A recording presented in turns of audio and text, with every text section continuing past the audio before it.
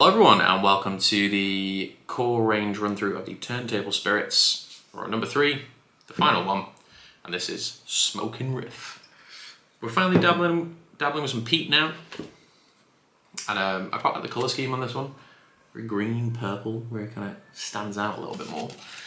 We are dealing with quite an interesting collection of things here, as they have all been, but once you start to include peat in things, it does begin to get certain whiskey drinkers more attracted to different things. So we have 28% North British and Virgin Oak again. I think that's been a running theme throughout all of them, to be honest with you. North British and Virgin Oak. It has, yeah, it's in all 3 of them. We have 24% Craigellachie in a Knockdhu PX Puncheon, like last week. 21% Knockdhu, or Anok, in a PX Puncheon again. And then we have 18% Caol Ila from bourbon casks, and 9% Caol Ila from ex-red wine casks, which is, again, quite an interesting collection of things. Red wine, starting to dabble much more with red wine in general, and you start to see red wine included more in whiskey maturations too, which is quite nice. But overall, here we have the liquid, and as we start to dabble with this little bit of smoke, let's see if it's really separating things out.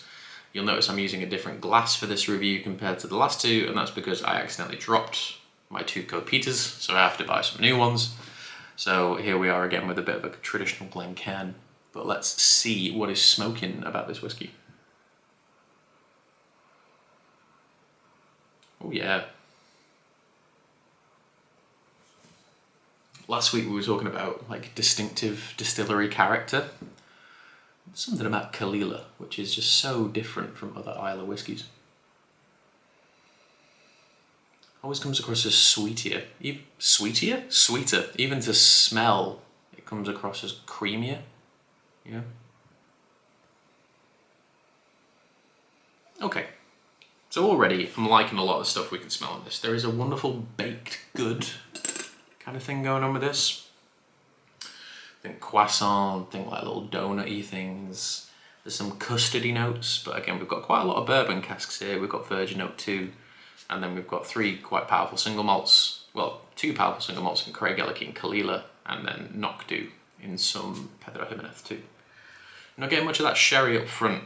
Up front it is just these kind of custardy, sweet, almond baked things. And then you've got this sweet, creamy, smoky Caol Ila kind of running through the sides of it.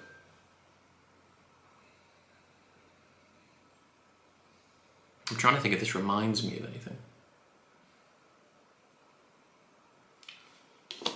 I mean, it does to a degree. There is a slight, almost Ben Romack thing to the smell. Nice cask forward smell, a little bit of smoke in the background. You know, that's classic Ben Romack. Starting to pick up a little bit of that red wine, and it's coming across as just like dried red fruit.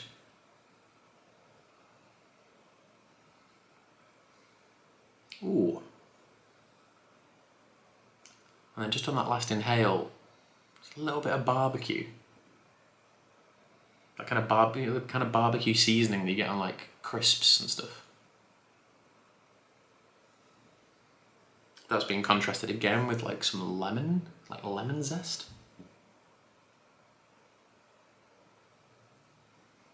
And again, the lemon could be coming from the peat, the lemon could be coming from the Knockdhu. You know, Anok as a whole is always like quite citrus forward spirit.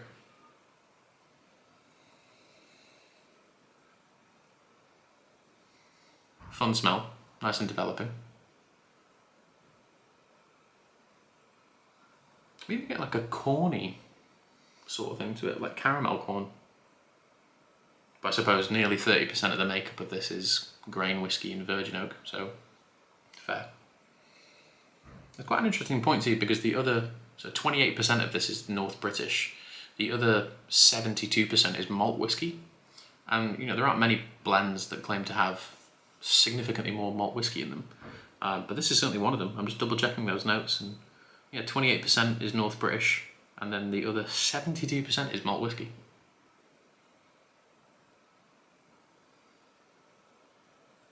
See, I've just made myself like a nice sandwich for lunch, and I'm getting like aromas from that on it.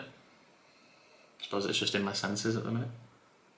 But there's even like a Worcestershire sauce, lean Perrins vibe to this. Anyway, let's taste. Let's see if any of these lovely notes come through on it.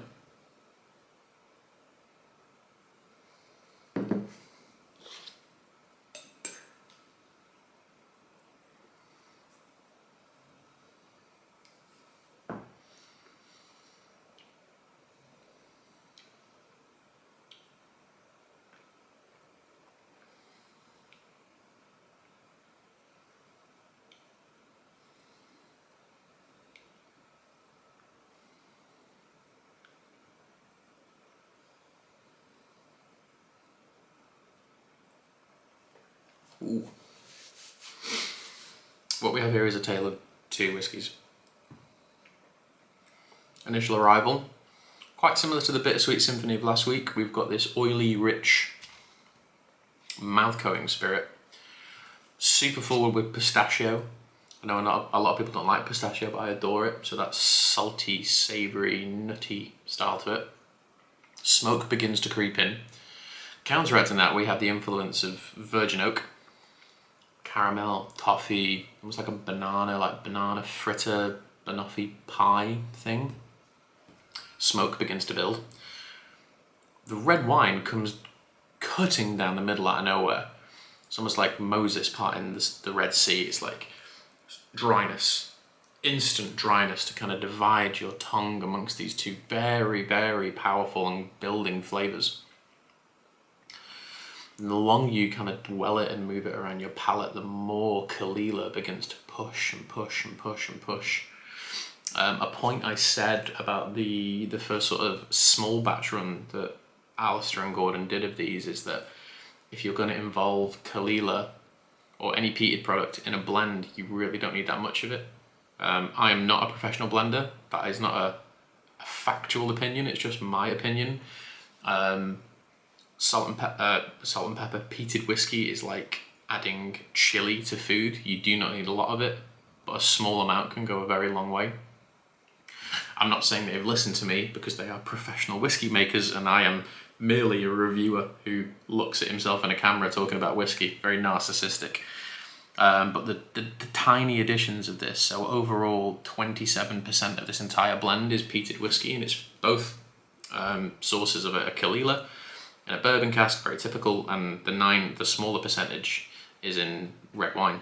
And I must say that they are extremely complementary and are still allowing some of these bigger sherry notes and almost tropical fruit note to run through, / citrus fruit notes to run through from things like sherry matured Craigellachie, sherry matured Knockdhu.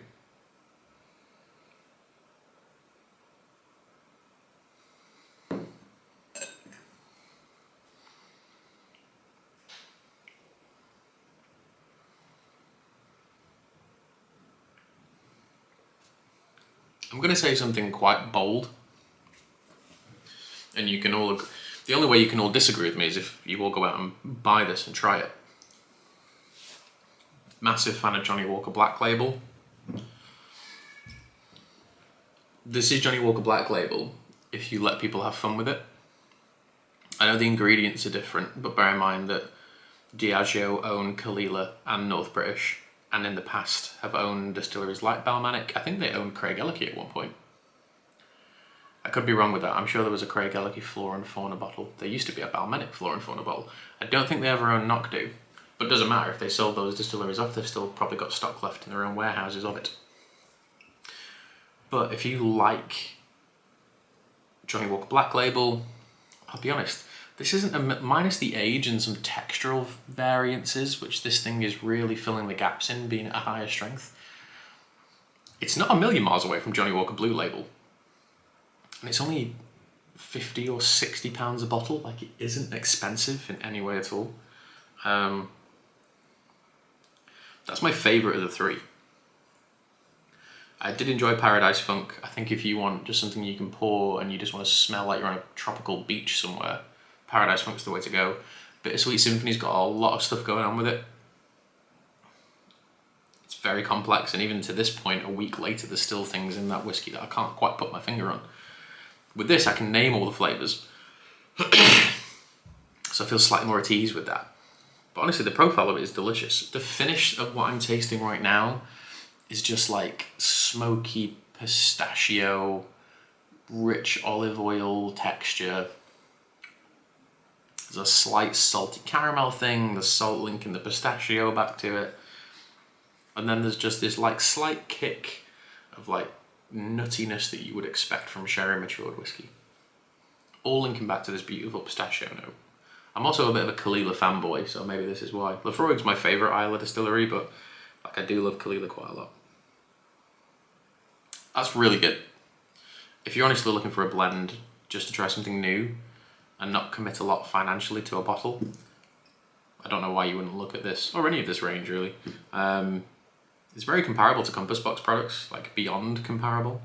And I feel Compass Box really paved the way for the development and appreciation to what blended whiskey and what blended malt whiskey is, and even grain whiskey. You know, hedonism invented a category of whiskey that is blended grain. Well, not necessarily invented it, but brought it to market. Sorry, that sandwich is repeating on me. But now it's in the hands of people like Alistair and Gordon and numerous large companies who are also jumping onto the blended whiskey thing. But I honestly think that these are some of the best I've tried. There's not one of these bottles I'd turn my nose up at a bar or buying it with my own money. I was a little bit harsher with the small batch stuff because I felt there was still room for development, but this is very good. That's really out of focus there.